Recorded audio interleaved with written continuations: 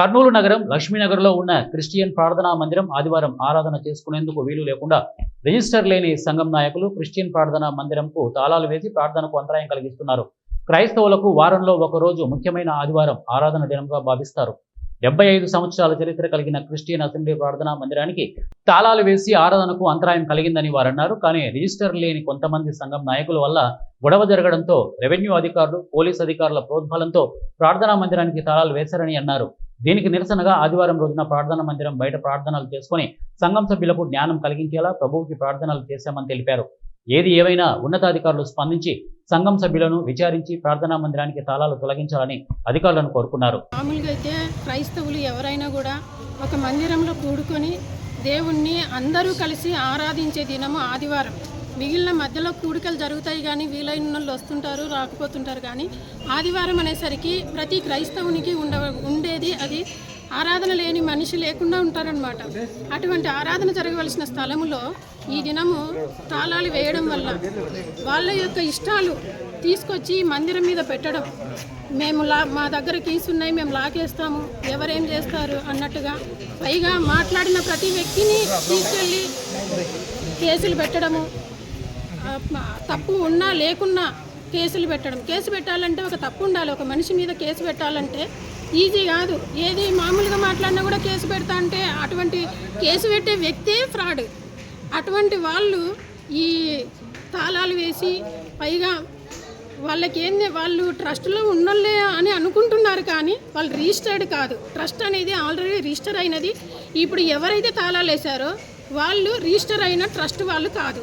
వాళ్ళ దగ్గర register papers ఏమైనా ఉంటే మీరు ఛానల్ వాళ్ళు కానీ లేదా పై అధికారులు కానీ పరిశీలించి నిజంగా వీళ్ళు నోటి మాటలే చెప్తున్నారా, వీళ్ళ దగ్గర రిజిస్టర్ అయిన పేపర్లు ఉన్నాయా, ఎటువంటి అధికారం ఉన్నది వీళ్ళకు చర్చి మీద అనేది కూడా పై అధికారులు.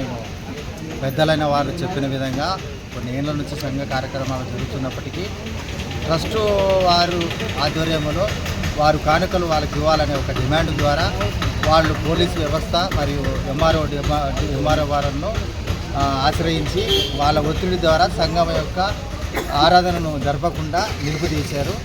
దయవుంచి ఈ పెద్దలు ఏ విధంగా అయితే గతంలో ప్రార్థన పూర్తి జరిపేవారో వారి ద్వారానే సంఘాన్ని నడిపిస్తూ సంఘాన్ని తెరిపించి మరి సంఘములో సభ్యులు దాదాపు 90% ఉన్న సభ్యులందరూ మేము మరి బయట కూడుకోవడము జరుగుతుంది. మరి సిఐ గారు అయితేనేమి ఎంఆర్ఓ గారు దయవుంచి మా పట్ల మరి జనాంగం నుంచి వచ్చినటువంటి వారే ఈ సంఘానికి, మందిరానికి ఎంతో సహాయం చేశారు.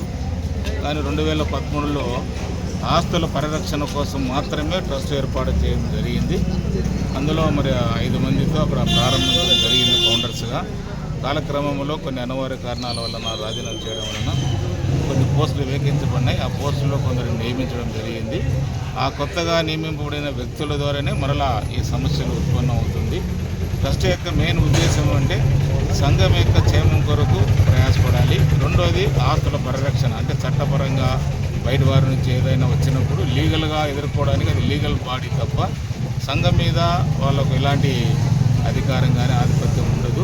పరిపాలన అంతా కూడా స్థానిక సంఘంలో పెద్దలు, సేవకులు, పరిచారకుల ఆధారంలో జరుగుతుంటుంది. అన్ని కార్యక్రమాలకు వారు వెనుకలుండి నడిపించాలి తప్ప ముందు ఉండడానికి లేదు. కానీ మరి ఇటీవల వాళ్ళకున్న ఆలోచన ఏమిటో మాకు తెలియదు. కానీ వాళ్ళు విభేదించి సంఘం అంతా కూడా కలిసి పనిచేస్తున్న ఈ తరుణంలో వాళ్ళు కేవలము ట్రస్టు గొప్పదనడము, ట్రస్టులోకి ప్రతి ఆదివారం కానుకలు రావాలనడము జరిగింది.